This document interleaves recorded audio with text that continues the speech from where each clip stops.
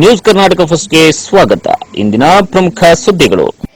ನಮಸ್ತೆ, ನ್ಯೂಸ್ ಕರ್ನಾಟಕ ಒಂದು ಚಾನೆಲ್ಗೆ ಸ್ವಾಗತ. ನಾನು ಅಪೂರ್ವ ರಾಘವೇಂದ್ರ. ಈ ದಿನದ ಕೊರಟಗೆರೆ ನ್ಯೂಸ್. ಕಬ್ಬಿಗೆರೆ ಗ್ರಾಮಕ್ಕೆ ಬಸ್ಸುಗಳಿಲ್ಲದೆ ವಿದ್ಯಾರ್ಥಿಗಳು, ವೃದ್ಧರು ಓಡಾಡಲು ಪರದಾಡುತ್ತಿದ್ದು, ಗ್ರಾಮಸ್ಥರ ಮನವಿಯ ಸುದ್ದಿ ನಿಮ್ಮ ನ್ಯೂಸ್ ಕರ್ನಾಟಕ ಒಂದರಲ್ಲಿ ವೀಕ್ಷಿಸಿ. ಕೊರಟಗೆರೆ ತಾಲೂಕಿನ ಚನ್ನರಾಯದುರ್ಗ ಹೋಬಳಿ ಕಬ್ಬಿಗೆರೆ ಗ್ರಾಮಸ್ಥರ ಮನವಿಗೆ ಸ್ಪಂದಿಸಿ ಗ್ರಾಮಕ್ಕೆ ಸಾರಿಗೆ ಬಸ್ ಅನ್ನು ಕಲ್ಪಿಸಿದ ಗೃಹ ಸಚಿವ ಡಾ ಜಿ ಪರಮೇಶ್ವರ್. ಇನ್ನು ಕೊರಟಗೆರೆ ತಾಲೂಕಿನ ಗಡಿಭಾಗದ ತೋವಿನಕೆರೆ ಗ್ರಾಮ ಪಂಚಾಯಿತಿ ವ್ಯಾಪ್ತಿಯ ಕಬ್ಬಿಗೆರೆ ಗ್ರಾಮಕ್ಕೆ ಬಸ್ಸುಗಳಿಲ್ಲದೆ ವಿದ್ಯಾರ್ಥಿಗಳು, ವೃದ್ಧರು ಓಡಾಡಲು ಪರದಾಡುತ್ತಿದ್ದು, ಗ್ರಾಮಸ್ಥರ ಮನವಿಯ ಮೇರೆಗೆ ತುಮಕೂರು ಮಾರ್ಗವಾಗಿ ವಸಂತ ನರಸಾಪುರ ಕಡೆಯಿಂದ ನಂದಿಹಳ್ಳಿ, ಬೀಸಾಡಿಹಳ್ಳಿ ಮೂಲಕ ಕಬ್ಬಿಗೆರೆ ಗ್ರಾಮಕ್ಕೆ ಸರ್ಕಾರಿ ಬಸ್ ಅನ್ನು ಕಲ್ಪಿಸಲಾಗಿದ್ದು, ಈ ಹಿನ್ನೆಲೆಯಲ್ಲಿ ಗ್ರಾಮ ಪಂಚಾಯಿತಿ ಸದಸ್ಯರು, ಊರಿನ ಮುಖಂಡರು, ವಿದ್ಯಾರ್ಥಿಗಳು ಡಾ ಜಿ ಪರಮೇಶ್ವರ್ ಅವರಿಗೆ ಅಭಿನಂದನೆಯನ್ನ ಸಲ್ಲಿಸಿದರು.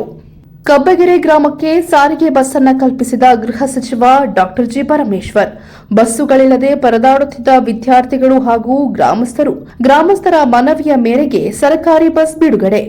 ಅಭಿನಂದನೆಯನ್ನ ಸಲ್ಲಿಸಿದ ವಿದ್ಯಾರ್ಥಿಗಳು ಹಾಗೂ ಗ್ರಾಮಸ್ಥರು.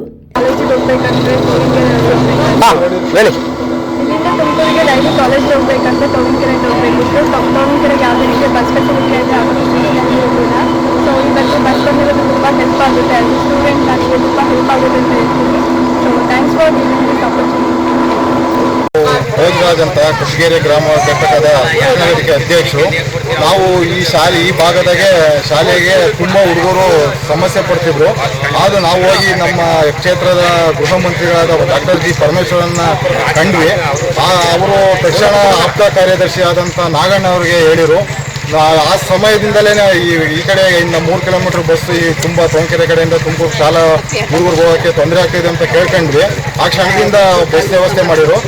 ಈ ನಮ್ಮ ಮುಖಂಡರುಗಳಾದಂಥ ಗ್ರಾಮ ಪಂಚಾಯತಿ ಸದಸ್ಯರಾದಂಥ ತಿಮ್ಮರಾಜು ಹಾಗೂ ಸೌಭಾಗ್ಯಮ್ಮನವರು ಹಾಗೂ ನಮ್ಮ ಮುಖಂಡರಾದಂಥ ಎಲ್ಲ ಕಾಂಗ್ರೆಸ್ ಕಾರ್ಯಕರ್ತರು ಹೋಗಿ ನಾವು ಬೇಡ್ಕೊಂಡಾಗ ನಮ್ಮ ಮನವಿಗೆ ಸ್ಪಂದಿಸಿ ಬಸ್ಸನ್ನು ಕಳಿಸಿದ್ದಾರೆ. ಹುಡುಗರಿಗೆ ತುಂಬ ಅನುಕೂಲ ಆಗಿದೆ.